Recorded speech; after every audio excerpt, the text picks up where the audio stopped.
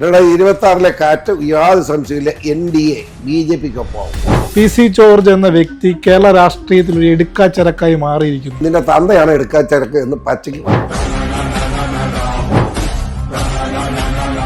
വെള്ളാപ്പള്ളി നടേശൻ അത് തീവ്രവാദി,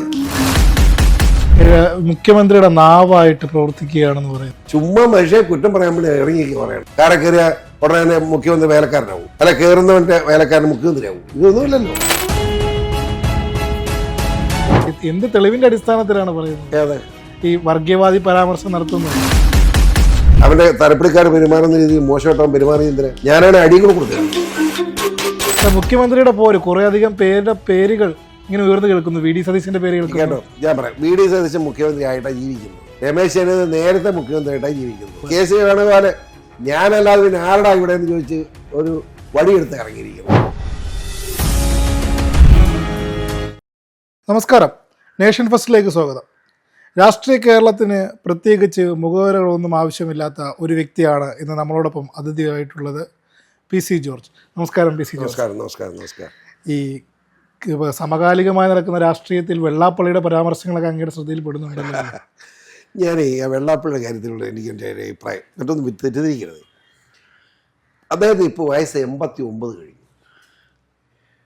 ഇത്ര സീനിയറായ ഒരു നേതാവ്, എത്രയോ ജീവിതാനുഭവം അദ്ദേഹത്തിനുണ്ട്.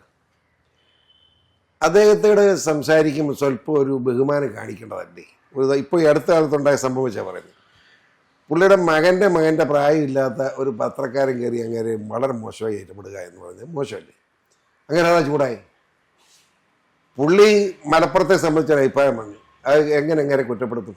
മലപ്പുറത്തെ പുള്ളി മുസ്ലിം സമുദായത്തെ അല്ല, ഞാനത് വളരെ കീനായിട്ട് മുഴുവൻ വായിച്ചു.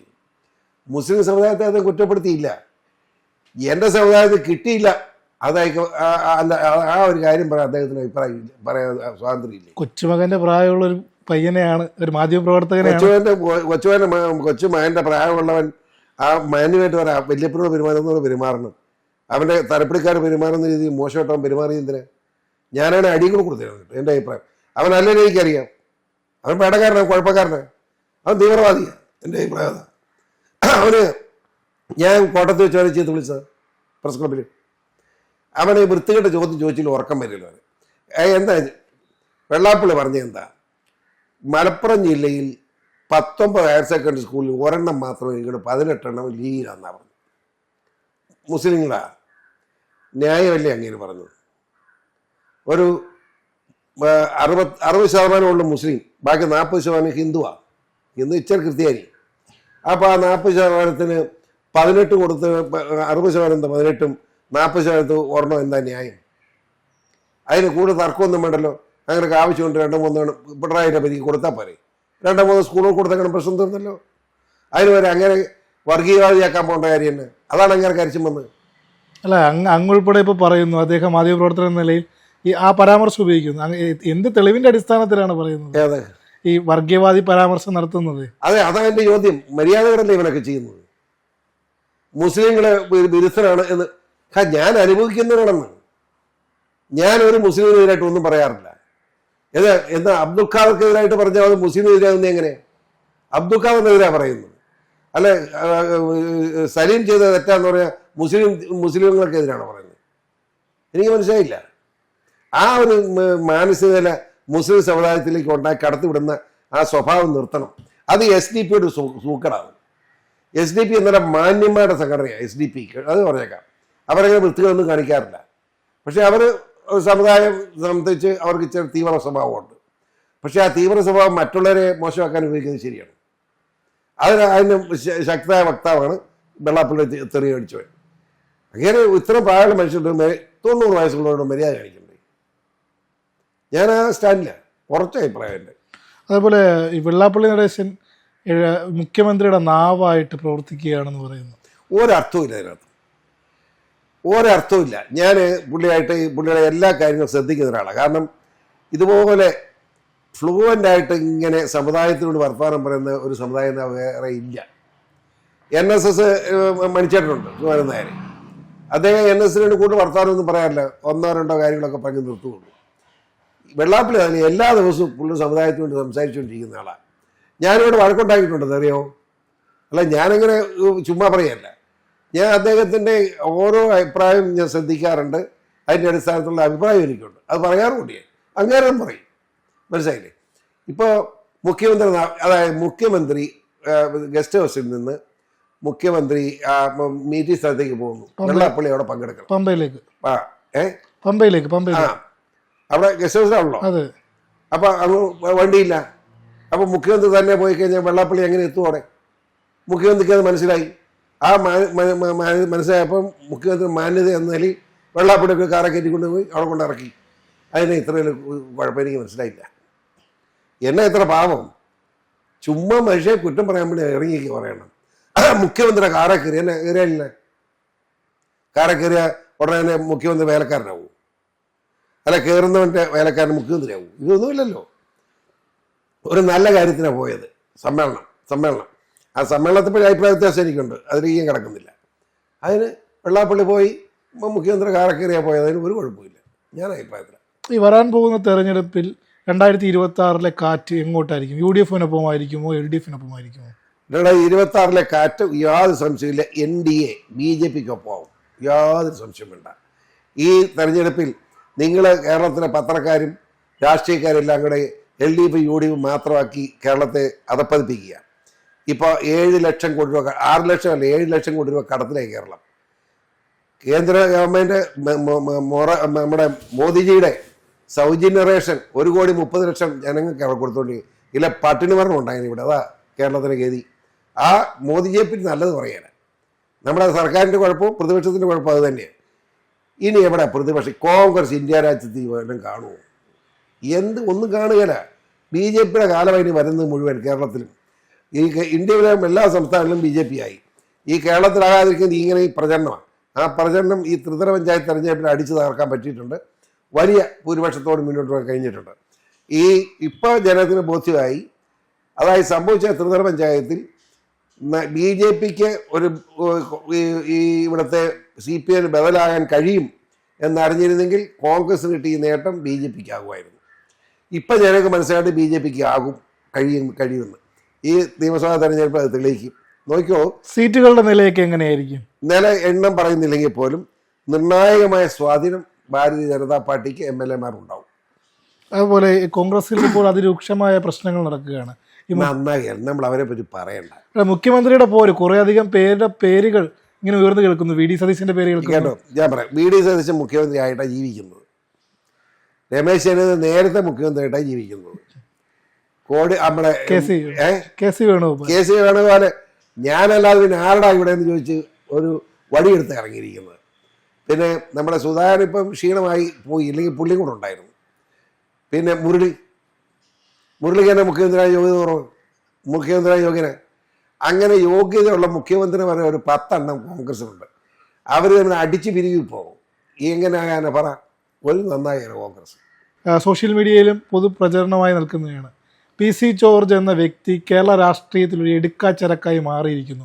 അങ്ങനെ പറയുന്നവരോട് എന്താണ് പറയാനുള്ളത്? അവരോട് വേണം, നിന്റെ തന്തയാണ് എടുക്കാച്ചരക്ക് എന്ന് പച്ചയ്ക്ക് പറയണം. കാരണം ഭാരതീയ ജനതാ പാർട്ടിയുടെ ദേശീയ സമിതിയിലേക്കുള്ള എന്നെ എടുക്കാച്ചരക്ക് എന്ന് പറയുന്ന ഹറാം പറന്നന്മാരെ പറ്റി എന്നാ പറയാൻ? എൻ്റെ ചോദ്യം, ഞാൻ BJP എന്നെ ദേശീയ സമിതി എടുക്കണമെന്ന് ഞാൻ പറഞ്ഞിട്ടില്ല. ദേശീയ സമിതി എടുത്തിരിക്കുക. ഇപ്പോൾ 6 മാസം വരെ ഗവർണറാക്കാമെന്ന് പറഞ്ഞ് എത്ര പ്രപ്പോസൽ വന്നു? ഞാൻ വേണ്ടെന്ന് പറഞ്ഞു. അറിയാമോ? മന്ത്രിസ്ഥാനം എത്ര എവിടെ വേണമെന്ന് പറഞ്ഞല്ലേ? വേറെ ആരുണ്ട് കേരളത്തിൽ വേണമെന്ന് പറയാൻ? ചോദിക്കുക, എല്ലാവർക്കും അറിയാമല്ലോ. കോൺഗ്രസ് കാലത്ത് കമ്മ്യൂണിസ്റ്റ് കാലത്ത് ഇങ്ങനെ മന്ത്രിയാക്കാൻ നോക്കിയില്ല, വേണ്ടെന്ന് പറഞ്ഞു. ഇപ്പോഴും ഒരാഴ്ച കഴിഞ്ഞിട്ട് ഞാൻ കാണിച്ചു തരാം ഞാൻ ആരാന്ന് ധൈര്യമായിട്ട്. ഇപ്പോഴും കേരള രാഷ്ട്രീയത്തിൽ PC ജോർജ് നിർണായകമായൊരു സ്വാധീനമുണ്ട്. ഭാരതീയ ജനതാ പാർട്ടിക്ക് എന്തുണ്ടോ അത് PC ജോർജുണ്ട്. പിന്നെ എന്നാ സംശയം? ഈ പ്രാവശ്യം മത്സരിക്കുന്നുണ്ടോ? മത്സരിക്കുന്നത് ഞാനല്ല. നേരത്തെ ഞാൻ ഒറ്റയ്ക്ക് നടക്കുമ്പോൾ ഞാൻ മത്സരിക്കുന്നില്ല, ഞാൻ പ്രഖ്യാപിക്കുമായിരുന്നു. ഇപ്പോൾ എനിക്ക് പ്രഖ്യാപിക്കാൻ അധികാരമില്ല. ഇപ്പോൾ ഞാൻ മത്സരിക്കുന്നുണ്ടോ ഇല്ലയോ എന്ന് പറയേണ്ടത് രാജീവ് ചന്ദ്രശേഖരനാണ്, BJP സംസ്ഥാന പ്രസിഡന്റ് പറയും.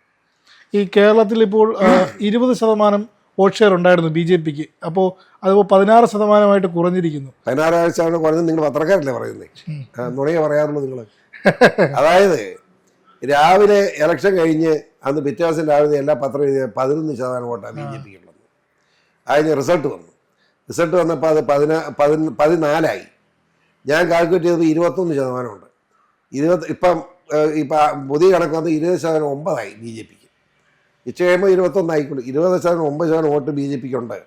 അടുത്ത നിയമസഭാ ഇലക്ഷൻ കഴിയുമ്പോൾ അത് 30 മാറും, ഒരു സംശയം വേണ്ട. ഈ പൊതുവെ ഒരു വിദ്വേഷ പ്രസംഗങ്ങൾ നടത്തുന്നു എന്നാണ് പി സി ജോർജിനെ പറ്റിയുള്ള ഒരു പൊതുവായ വിലയിരുത്തൽ. ഞാൻ പറയാറുണ്ട്, വിദ്വേഷ പ്രസംഗം നടത്തും. എന്തുകൊണ്ടാണ് അങ്ങനെ പറയേണ്ടത് പറയും. അല്ല, ഉദാഹരണം, ഞാൻ വണ്ണപ്പുറത്തൊരു പ്രതിഷേധ മീറ്റിംഗ് പോലീസ് സ്റ്റേഷൻ ധർണയ്ക്ക് പോകുന്നു. ഞാൻ കൂടി ചെല്ലുമ്പം വണ്ണപ്പുറം ടൗണിൽ ഒരു 100 പോലീസുകാർ. ഞാനൊരു ഏക്കാൻ മേലാത്തവൻ ചെല്ലുന്നല്ലേ ഉള്ളൂ. അത് കഴിഞ്ഞ് ഞാൻ അങ്ങോട്ട് ചെന്നപ്പം അവിടെ ഒരു 100 പോലീസ് സ്റ്റേഷൻ ഉണ്ടല്ലോ. എന്തിനു മാത്രം പോലീസ്? ഞാൻ ആക്രമിക്കാൻ ചെല്ലുന്നത്. അപ്പം വിദ്വേഷ പ്രസംഗം നടത്തും. 2 തന്തയ്ക്ക് വയ്ക്കും. അല്ല പിന്നെ എന്നെ സുഖം തന്നെ. അത് കഴിഞ്ഞ് ഞാൻ ഇങ്ങോട്ട് പോരുക. പോന്നപ്പം തൊടുവഴിക്ക് പോരുന്ന വഴി നോക്കുക, അവിടെ ഉണ്ട് ഒരു 100 പോലീസുകാർ. ഇതിന് മാത്രം പോലീസുകാരെ അവിടെ കൊണ്ടിട്ടിരിക്കുന്നത്. പി സി അവരെ പ്രസംഗിക്കുന്നില്ലേ ഉള്ളൂ കുഴപ്പം. അതിന് ഇത്രയും പോലീസിനെ വേണോ? അതുകൊണ്ട ഇത് പറയുന്നു. ഈ പി സി ജോർജ് ഒരു മുസ്ലിം വിരോധിയാണെന്നുള്ള പ്രചരണം ശക്തമായി നടക്കുന്നു. അതിനെപ്പറ്റി എന്താണ് പറയാനുള്ളത്? അത് നടന്നോട്ടെ, അത് നടക്കട്ടെ. ഈരാറ്റോട്ട് ഇനി ചിലവാകില്ല. ഈരാറ്റോടെ കുറച്ചുകൾ ഒരു കഴിഞ്ഞ ഇലക്ഷൻ ചിലവാക്കി. അത് എനിക്കൊരു അബദ്ധം പറ്റിപ്പോയതാണ്. അതായത് ഈരാറ്റോടെ ആനികളപ്പ് തേവരുവാർ റോഡ്, ആ റോഡ് 98-93 ലക്ഷം രൂപ കൊടുത്ത് ടാർ ചെയ്യിച്ച് MLA ഫണ്ട് കൊടുത്ത് ജയിച്ചായി. കാരണം എനിക്ക് ആ തേവരുവാർ താമസിച്ച ഒരു തങ്ങളാണ് എന്നെ ആദ്യമേ തലേ കൈവച്ച് 80 സ്ഥാനാർത്ഥിയായിട്ട് ഡിക്ലെയർ ചെയ്ത്. ആ അങ്ങനെയുള്ള ബഹുമാനത്തിനാണ് ഈ ഇലക്ഷൻ മുമ്പ് തീർത്തിത്തണം. ആ ഉദ്ഘാടനക്കാൻ പോലും ഞാൻ പോയില്ല. ഇലക്ഷന് പിന്നെ എല്ലാവരും GPക്കാർ ഇങ്ങനെ പര്യടനമുണ്ട്. പര്യടനത്തിൽ ചെന്നപ്പോൾ ഇത് ഒരു 4-5 ചൂത്തപ്പിള്ളേർ ഇറങ്ങിക്കുക, HDPI ചിന്താബാദ് പറഞ്ഞ് വണ്ടി വിടാൻ സമ്മതിക്കണം, വണ്ടി കയറ്റാൻ സമ്മതിക്കണം, മാറാം എന്ന് 2 പേർ പറഞ്ഞു. നിന് വോട്ട് വേണ്ട അമ്മായി മാറാമെന്ന് പറഞ്ഞ്.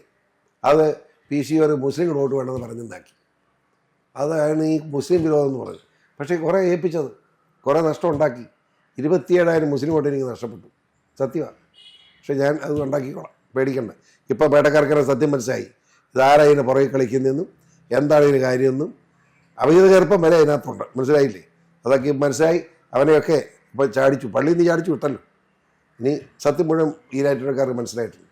അപ്പോൾ ഇനി ആ തർക്കമൊന്നും ഉണ്ടാകും. ഇനിയൊരു മത്സരം ഉണ്ടാവുമെങ്കിൽ പൂഞ്ഞാറിൽ തന്നെ ആയിരിക്കും അംഗം. ഞാൻ വേറെ പോകാൻ നിൽക്കുന്നെങ്കിൽ പൂഞ്ഞാറി പാർട്ടി എന്ന് പറഞ്ഞാൽ പൂഞ്ഞാറി നിൽക്കും. ഇല്ല, നിൽക്കുന്നില്ല, അത്ര ഉള്ളൂ. എനിക്ക് PJ 90 എന്നെ ഇവിടെ കൊണ്ട് നിർത്താൻ നോക്കിയല്ലേ, 91 തൊടുപുഴ നിർത്താൻ ഞാൻ പറ്റിയാലെന്ന് പറഞ്ഞു. ഞാൻ ഇല്ല. ഈ ശബരിമല സ്വർണ്ണക്കൊള്ളയുമായി വരുമ്പോൾ അവിടെ ഈ ഒരു CPM കോൺഗ്രസ് ഒത്തുകളി നടക്കുന്നുണ്ടെന്നൊരു അഭിപ്രായമുണ്ടോ? ഒത്തുകളി എന്നില്ല, മോട്ടിക്കുന്നതിന് കോൺഗ്രസും കമ്മ്യൂണിസ്റ്റും എല്ലാം സമ്മതമാണല്ലോ. അത് കോൺഗ്രസിനെയും കമ്മ്യൂണിസ്റ്റിനെയും നേതാക്കന്മാർ ഒരുമിച്ച് കട്ടിട്ടുണ്ട്. കോൺഗ്രസ് ഭരിച്ചുകൊണ്ടിരുന്നപ്പം ദേവസ്വം ബോർഡ് അവരുടെ ആളായിരുന്നു, അവന്മാർ കട്ടു. അത് കമ്മ്യൂണിസ്റ്റുകാരൻ വന്ന് കമ്മ്യൂണിസ്റ്റുകാരൻ്റെ ദേവസ്വം ബോർഡായി, അവൻ കട്ടു. അപ്പം മുകളിൽ വന്ന് താഴെ വരുന്നതിന് ബന്ധമുണ്ട്, സംശയമൊന്നും വേണ്ട, യാതൊരു സംശയമില്ല. തിരുവനന്തപുരം കോർപ്പറേഷൻ BJP പിടിച്ചു. ഇനി അവിടെ ഇപ്പോൾ മേയറും ഡെപ്യൂട്ടി മേയറും ഉൾപ്പെടെ വലിയൊരു ഭരണസമിതി വരുന്നു. 45 ദിവസത്തിനകത്ത് നരേന്ദ്രമോദിജി വരുമെന്ന് പറയുന്നു. അപ്പോൾ തിരുവനന്തപുരം ഒരു തുടക്കം മാത്രമാണോ കേരളത്തിൻ്റെ? സംശയം എന്താ? അതായത് 11-ാം തീയതി ഇപ്പോൾ അമിത്ഷാജി വരിക, ഉടനെ തന്നെ മോദിജി വരും. ഇത് കേരളം പിടിക്കാനുള്ള പ്രവർത്തനത്തിൻ്റെ ആരംഭമാണ്. ഈ 11-ാം തീയതി ഞങ്ങളെ കമ്മിറ്റി വെച്ചിരിക്കുക, സ്റ്റേറ്റ് കമ്മിറ്റി തിരുവനന്തപുരത്ത് അമിത്ഷാജിയാണ് വരുന്നത്. അത് കഴിഞ്ഞ് മോദി വരുന്നുണ്ട്. മോദിജിയുടെ നേതൃത്വത്തിലുള്ള പ്രഖ്യാപനം ഉണ്ടാവും, യാതൊരു സംശയമില്ല. അത് തിരുവനന്തപുരം ജനങ്ങളോട് പ്രത്യേകം നന്ദിയുണ്ട്. ഞങ്ങൾക്ക് ആദ്യമായി തുറവുണ്ടാക്കി തന്ന ജനമെന്ന നന്ദി തിരുവനന്തപുരം ജില്ലയോട് ഞങ്ങൾക്കുണ്ടാവും. അദ്ദേഹത്തിന് കുറേ നാളായി വേറൊരു പട്ടവും കൂടെ ചാർത്തി തരുന്നു, ക്രിസംഗി എന്നുള്ളത്. ആർക്കാ? PC ജോർജിനെ. ക്രിസംഗിനെ ക്രിസ്ത്യാനി സംഘി എന്ന് പറയുന്നത് നമ്മുടെ RSS അങ്ങനെ വിളിച്ചോട്ടെ, എനിക്കിഷ്ടമാണ്. അതായത് ഈ ക്രിസ്ത്യൻ സമുദായവും BJPയുമായിട്ടുള്ള ഒരു പാലം ആയിട്ട് ഞാൻ നിൽക്കുന്നു എന്ന് ഉള്ളതുകൊണ്ടാണല്ലോ ക്രിസംഗി. ആ പേര് ഞാൻ സന്തോഷത്തോടെ സ്വീകരിക്കുക. ഈ ഛത്തീസ്ഗഡിലൊക്കെ ഉൾപ്പെടെ ക്രിസ്ത്യൻ സഭകൾക്ക് നേരെ നടക്കുന്ന ആക്രമണം കാണുന്നില്ല എന്നുള്ളൊരു ചോദ്യം കൂടെ അവിടെ ഉണ്ട്. അപ്പോൾ എൻ്റെ ഒരു ചോദ്യം തിരിച്ച്, ആലുവയിൽ ആ മടത്തിൽ നടന്നവർ കാണുന്നില്ലേ? അതിനെ കാണാത്ത? ആലുവയിൽ നടന്ന കാണണ്ടേ? കണ്ണൂർ നടന്ന കാണണ്ടേ? അതൊന്നും കാണുകയില്ല. അങ്ങ് നേരെ അങ്ങോട്ട് പോകാൻ മനുഷ്യൻ കേട്ടിട്ടില്ലാത്ത. അതായത് ഒരച്ഛനും ഭാര്യയും കൂടെ അറസ്റ്റ് ചെയ്യപ്പെട്ടെന്നുള്ളതാണ് വലിയ പ്രശ്നം. ഒരു CSI അത് ബന്ധുക്കോസ് ആയിരിക്കാം, അല്ലെ അച്ഛന്മാർക്കാർക്കും ഭാര്യമാരില്ല. കത്തോലിക്കന് അങ്ങനെ അച്ഛന്മാർ കല്യാണം കഴിക്കാറില്ല. അവിടെ ഏതെങ്കിലും യു പിയിലെ നിയമം അനുസരിച്ച് ഒരു മതം മാറ്റത്തിന് പ്രേരിപ്പിച്ച ജീവനെന്തുവാ.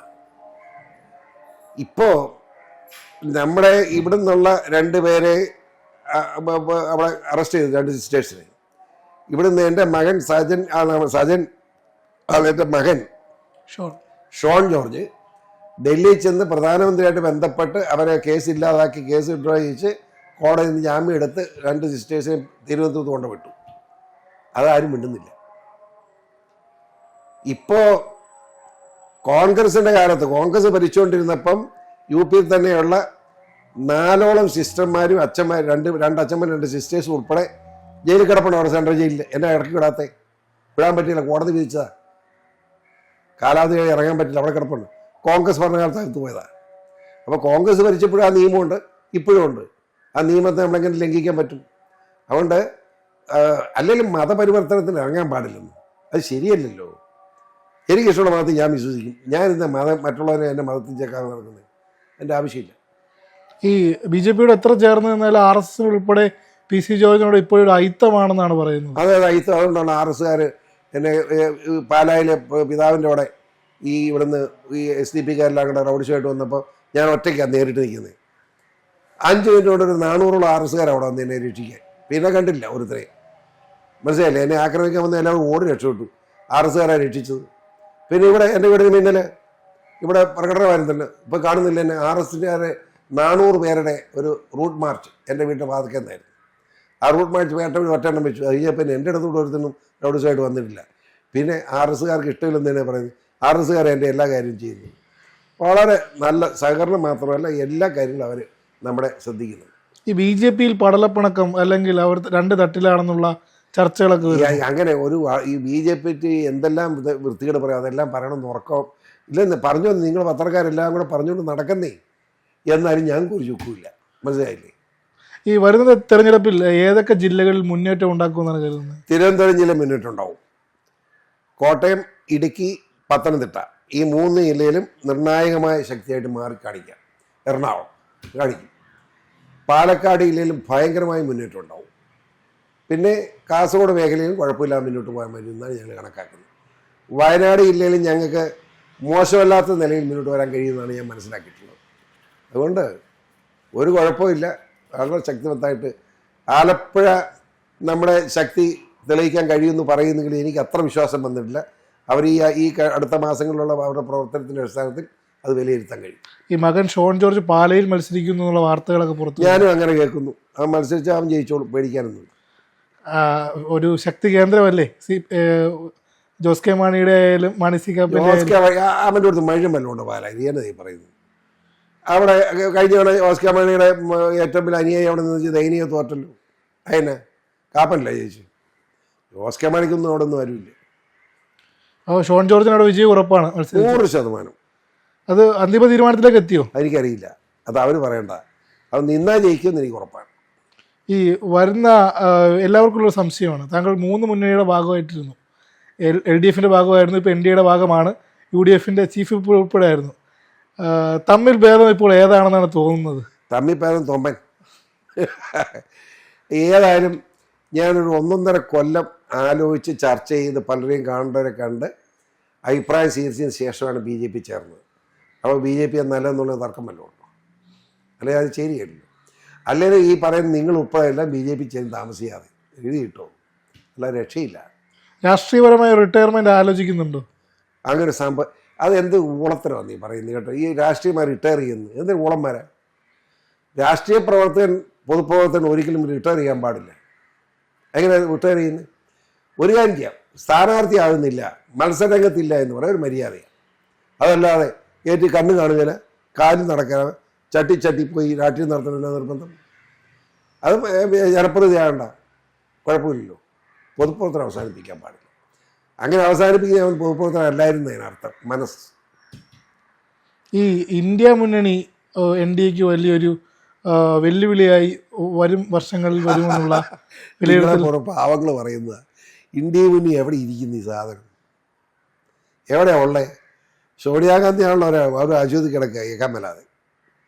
രാഹുൽ ഗാന്ധിയാണ് അതൊക്കെ ഇന്ത്യയിൽ നിൽക്കാൻ. അയാൾ മിക്കവാറും ബ്രൂണോയിലും ആഫ്രിക്കയിലും ഒക്കെയാണ് കിടക്കുക. പുള്ളിക്ക് അതിനൊന്നും വേറെ പണിയുണ്ട് പുള്ളിക്ക്. പിന്നെ ആരാ ഉള്ളേ? ഇന്ത്യ മുന്നിൽ ഞാനിരിക്കുന്നു. ചുമ്മാ കേരളത്തിൽ കൂടെ ഇങ്ങനെ കുറേ മഫന്മാരിങ്ങനെ പറഞ്ഞുകൊണ്ട് നടക്കുന്നതല്ലാതെ സാധനമില്ല. ഈ എത്ര സീറ്റുകളുമായി ഇവിടെ ഭരിക്കണമെങ്കിൽ നിർണായക ശക്തിയാകുമെന്നാണ് BJP കരുതുന്നത്? BJP ഒറ്റയ്ക്ക് ഭരിക്കുന്ന സംശയം വല്ലതുണ്ടോ ഇന്ത്യ? ഇപ്പം കേരളത്തിൽ വരുന്ന തെരഞ്ഞെടുപ്പിൽ ഞങ്ങൾ അറിയാതെ ഒരു ഗവൺമെൻറ് ഉണ്ടാകില്ല. ഞങ്ങൾ നോക്കിക്കോളാം. ഞങ്ങൾ അറിയാതെ ഒരു ഗവൺമെൻറ് ഉണ്ടാകാം എന്ന് വിചാരിച്ച് ആരും ഇറങ്ങണ്ട. ഈ CPM-ന്റെ ഭാവി എന്താകുമെന്നാണ് കരുതുന്നത്? CPM-ന്റെ ഭാവി വളരെ ദയനീയമാവും. ഒരു സംശയം വേണ്ട. ഇത്രയും നേരം നേഷൻ ഫസ്റ്റിനോടൊപ്പം സമയം ചിലവഴിച്ചതിന് വളരെയധികം നന്ദി. എല്ലാവർക്കും നന്ദി.